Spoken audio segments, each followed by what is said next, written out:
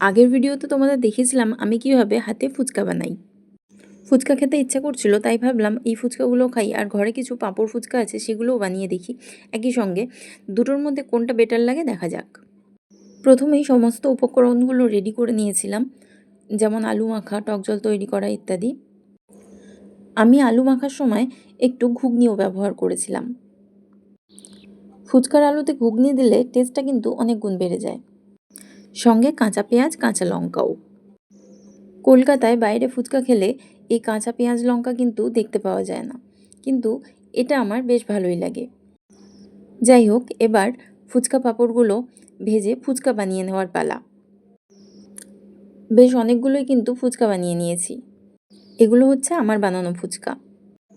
চলো শুরু করা যাক। প্রথমেই আমার বানানো ফুচকাগুলোর মধ্যে একটা ভেঙে নিয়ে আলুর পুর ভরে টক জলে চুবিয়ে একেবারে মুখে চালান করে দিলাম।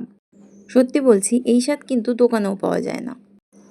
যাই হোক, আমার বানানো ফুচকা একবার ট্রাই করার পর এরপর পালা পাঁপড় ফুচকার খাওয়ার। যথারীতি ফুচকার মধ্যে আলুর পুর ভরে তাকে টক জলে চুবিয়ে খেয়ে দেখলাম, আমার কিন্তু আমার বানানো ফুচকাই বেস্ট লাগলো। তোমাদের কার কোন ফুচকা ভালো লাগে?